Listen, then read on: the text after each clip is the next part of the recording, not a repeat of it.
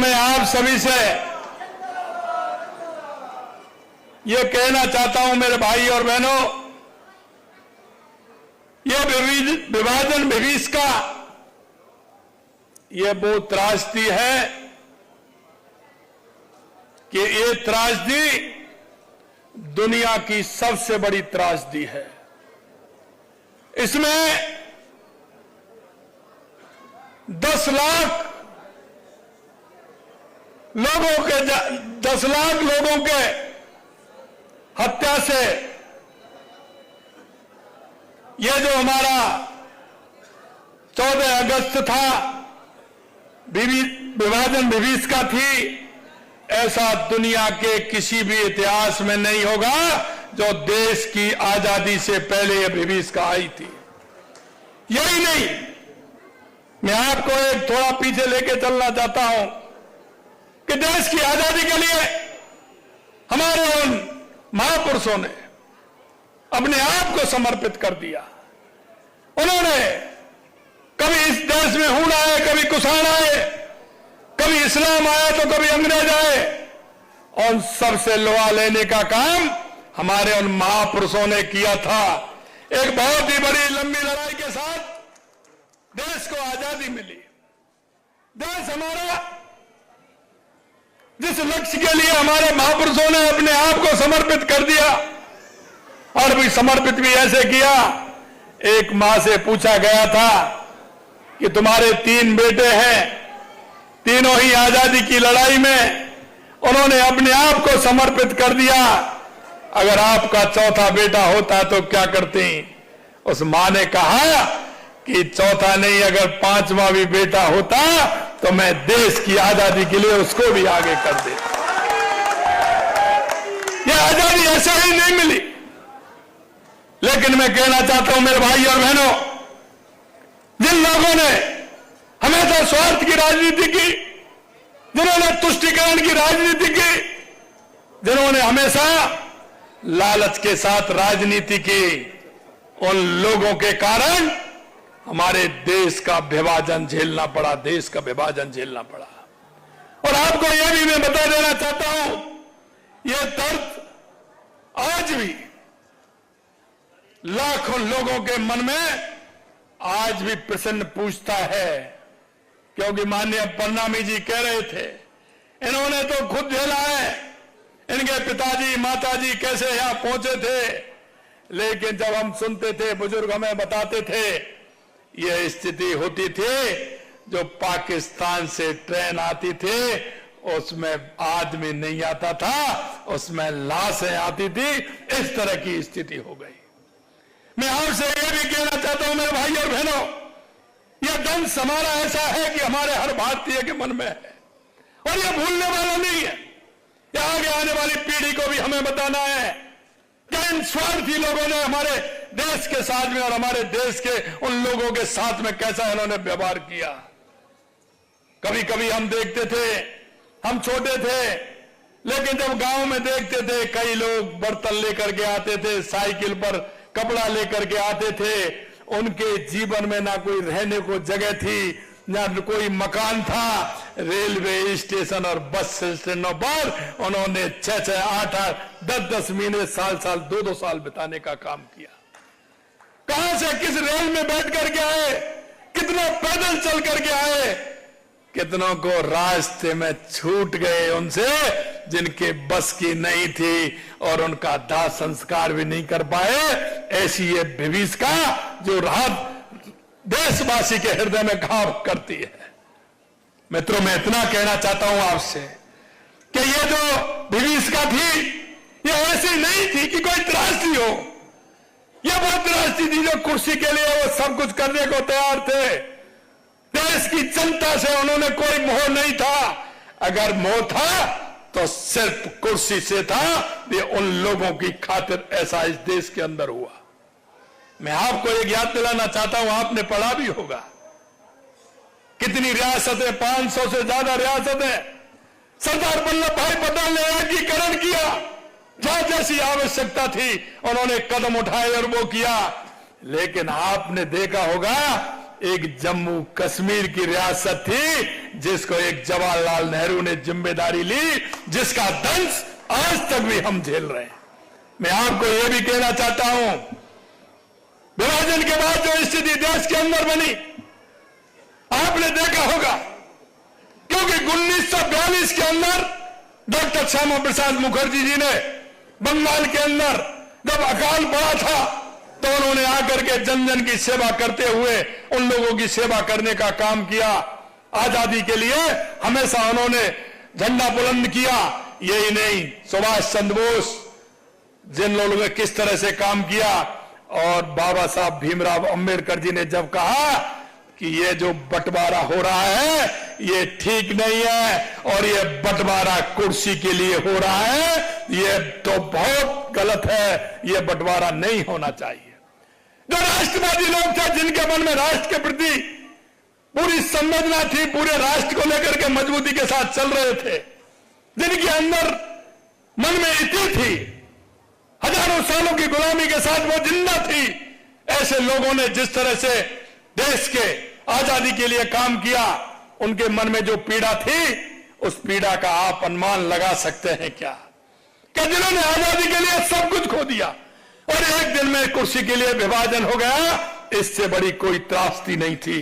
मित्रों, मैं ये कहना चाहता हूं कि इन्होंने त्रासदी के अलावा आप ये भी देख लीजिए, देश आजाद हुआ, अंतरिम सरकार बनी, अरे कोई भी नहीं छोड़ता है, लेकिन डॉक्टर श्यामा प्रसाद मुखर्जी जी ने जब कहा था आजादी के बाद में कि देश की दिशा और दशा ठीक नहीं है, देश के अंदर उन राष्ट्रवादी लोगों के प्रति अन्याय हो रहा है, देश में हिंदुओं के प्रति अन्याय हो रहा है, जब उन्होंने ये बात कही तो उन्होंने उद्योग मंत्री पद से इस्तीफा दिया और उन्होंने कहा कि कश्मीर में जाऊंगा। यह कश्मीर आज का मुद्दा नहीं है, यह उन राष्ट्रवादी लोगों का मुद्दा है जिन्होंने इस राष्ट्र को अपने खून से सींचने का काम किया है, खून से सींचने का काम किया है। मैं मेरे भाई और बहनों में यह भी कहना चाहता हूं, यह घाव साथ ही भरते, यह घाव कभी नहीं भरेगा। और यह भी मैं कहना चाहता हूं, यह देश जिन लोगों की आत्मा में जो घाव किया है आज तक नहीं बढ़ा और आगे भी नहीं भरेगा। और हमें आने वाली युवा पीढ़ी को बताना चाहिए, हमें यह भी बताना चाहिए कि आखिरकार इस देश में जिस दिशा में ले जाना चाहते थे, अगर राष्ट्रवादी लोग खड़े नहीं होते तो देश उस दिशा में भी नहीं जाता। हमारे उन लोगों ने, जो लोग वहां से आ रहे थे, उनकी सेवा करने का काम हमारे राष्ट्रीय स्वयंसेवक संघ के लोग कर रहे थे। उनको स्टेशनों पर ला रहे थे, बस स्टैंडों पर ला रहे थे, उनके लिए व्यवस्था कर रहे थे, लेकिन इनमें से कोई उनकी देखने वाला नहीं था। अरे देखने वाला कहां होगा? आपने देखा आजादी के 70 साल बाद भी जो लोग हिंदू थे, जो पाकिस्तान में विस्थापित थे, वो कहां चले गए?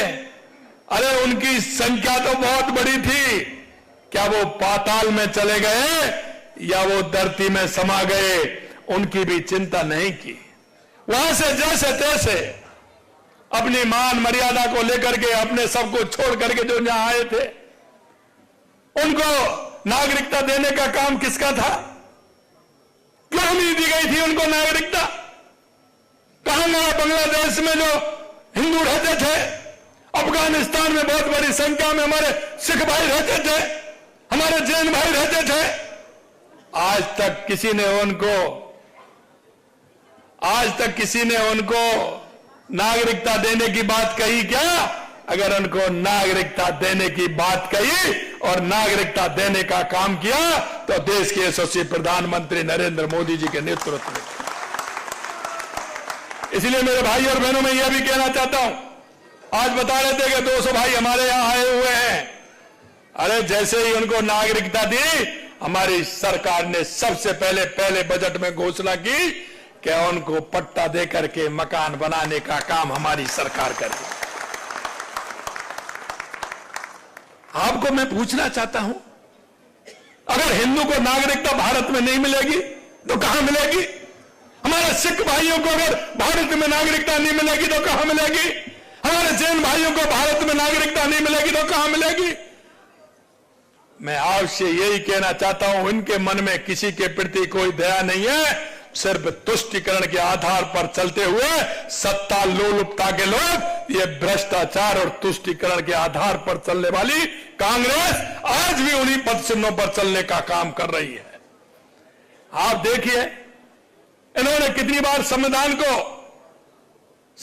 को कितनी बार इन्होंने उल्लंघन किया। ये संविधान की बात करते हैं। इन्होंने चुनी हुई सरकारों को कितनी बार गिराया। इन्होंने जून 75 में क्या किया। चुनाव कोर्ट ने जब इंदिरा जी को चुनाव हरवा दिया, इमरजेंसी लागू की, कितने राष्ट्रवादी लोगों को 2 महीने नहीं 18, 20, 21 महीने जेल में रखने का काम किया। ये संविधान की बात करते हैं। आज जाते हैं वहां सभी जगह संविधान की बात करते हैं। अरे भाई, संविधान को जरा पढ़ तो लीजिए, संविधान की मर्यादा तो सीख लीजिए, संविधान के बारे में जरा सोच तो लीजिए। ये करते हैं महात्मा गांधी जी की बात करते हैं। अरे महात्मा गांधी जी ने तो कहा, अगर इस देश का बंटवारा होगा तो मेरी छाती के ऊपर होकर के होगा, मेरी लाश के ऊपर होकर होगा। लेकिन क्या हुआ, कुर्सी का लालच गांधी जी की लाश पर भी उस बंटवारे को नहीं रोक सकी। इस तरह से कांग्रेसियों ने, जिस तरह से सत्ता लोलुप लोगों ने इस देश को बर्बाद करने का काम किया। मेरे भाई और बहनों, मैं इतना और अंत में कहना चाहता हूं कि आने वाले समय में हमें इन सारी बातों को ध्यान में भी रखना है। आने वाली पीढ़ी को हमें बताना है कि इन्होंने किस तरह से इस देश का विभाजन करने का काम किया, देश को कमजोर करने का काम किया। अभी जब कोई पाकिस्तान से कोई भी घटना होती है तो कांग्रेस के लोग पाकिस्तान की भाषा बोलते हैं, पाकिस्तान की भाषा बोलते हैं। राहुल गांधी वोटर लिस्ट को लेकर के जा रहे हैं, ये देखिए वोटर लिस्ट को लेकर के जा रहे हैं। अरे कर्नाटक में जीते वहां के नहीं ले जा रहे हैं वोटर लिस्ट, आप बताइए। हिमाचल में जीते वहां क्यों नहीं ले जा रहे हैं, ये तो बताइए। पश्चिम बंगाल के अंदर वहां सरकार बनी है ममता बनर्जी की, उनकी आपकी सहयोगी है, वहां क्यों क्या हुआ। जहां अगर कहीं भी भारतीय जनता पार्टी की सरकार बनती है तो कभी मशीन का रोना रोते हैं, मशीन बेकार है साहब, अभी वोटर लिस्ट पर आ गए। अरे ऐसे काम नहीं चलेगा। देश में काम चलता है तो काम करने से चलता है, जज्बे के साथ चलता है। देश के यशस्वी प्रधानमंत्री नरेंद्र मोदी जी के नेतृत्व में हमारा देश आगे बढ़ रहा है। लगातार आप देख रहे हैं 2014 के बाद देश में के अंदर जो परिवर्तन हुआ है, चाहे हमारे गरीब कल्याण की योजनाएं हो, चाहे हमारे विकास की योजनाएं हो, आतंकवाद नक्सलवाद का खात्मा हो, या दुनिया में बढ़ता हुआ भारत का सम्मान हो, वो आप सभी को दिख रहा है किस तरह से भारत का सम्मान बढ़ा है। मित्रों, क्योंकि दुनिया के जो देश हैं आप जानते हैं कि जब हमारा भारत आर्थिक रूप से 11वीं पायदान पर था, 11वें पायदान पर हम 5वें पायदान के रूप में आए माननीय प्रधानमंत्री जी के नेतृत्व में, अब हम 4थे पायदान पर आ गए और दुनिया के उन देशों के लग रहा है कि भारत तीसरे और दूसरे पायदान पर भी आने वाला है। और स्वामी विवेकानंद जी ने कहा था ना, 21वीं सदी भारत की होगी, उस नरेंद्र से लेकर के यह नरेंद्र आपको करके बता रहा है। तो उन देशों को भी मन में किस तरह की बात आ रही है, कहीं भारत आगे नहीं आ जाए। आज की बात नहीं, अमेरिका तो कहता है पढ़िए नहीं भारत के लोग आ जाएंगे। ट्रंप साहब ये तो आने वाले हैं, आप चिंता मत करिए। स्वामी विवेकानंद जी की बात खाली नहीं जाएगी। और मैं आपसे इतना ही निवेदन करना चाहता हूं, क्योंकि हम जब स्वदेशी अपनाएंगे तो हमारे देश की मजबूती बढ़ेगी। हम लोकल फॉर वोकल करेंगे, लाएंगे अपना सामान खरीदेंगे तो हमारे देश की मजबूती बढ़ेगी। मैं आपसे इतना ही निवेदन करना चाहता हूं, देश के यशस्वी प्रधानमंत्री नरेंद्र मोदी जी के नेतृत्व में हमारा भारत आगे बढ़ रहा है और इसी तरह से बढ़ेगा। किसी तरह की चिंता करने की जरूरत नहीं है। और ये राजस्थान में तो डबल इंजन की सरकार है। रामलाल जी कह रहे थे, रामलाल जी अभी देखते जाइए, अभी तो बहुत कुछ होना बाकी है, बहुत कुछ होना बाकी है। मैं आपसे इतना ही निवेदन करना चाहता हूं मेरे भाई और बहनों कि हमारी केंद्र और राज्य सरकार की जो योजना है उनका लाभ हमारे वो अंतिम पायदान में खड़े हुए व्यक्ति को मिलना चाहिए। हमारे प्रधानमंत्री जी कहते हैं कि हमारी हर योजना का लाभ अगर हमारे उस अंतिम पंक्ति वाले भाई और बहन को मिलेगा तो निश्चित रूप से हमारा प्रदेश समृद्ध होगा और हमारा देश आगे बढ़ेगा। इनकी चिंता करने की जरूरत नहीं है। अंत में मैं आपसे इतना ही कहना चाहता हूं मेरे भाइयों कि जिस तरह से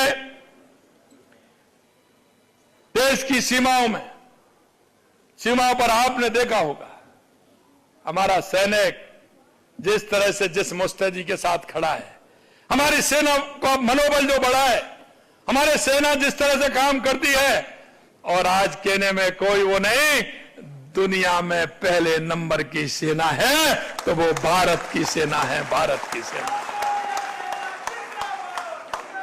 माननीय प्रधानमंत्री जी के नेतृत्व में हम हर तरफ से मजबूत हो रहे हैं और इसलिए अरे जब हमारा पोखरण और राजस्थान की भूमि पर जब परमाणु परीक्षण हुआ था, जब भी कई लोगों ने हमारे स्वर्गीय पूर्व प्रधानमंत्री भारत रत्न अटल बिहारी वाजपेयी जी से भी कहा था, उन्होंने भी कह दिया कोई चिंता नहीं है। अरे अब तो मोदी जी हैं, इसलिए कोई चिंता करने की जरूरत नहीं है, हम मजबूत हैं, पूरी तरह से हम काम करेंगे।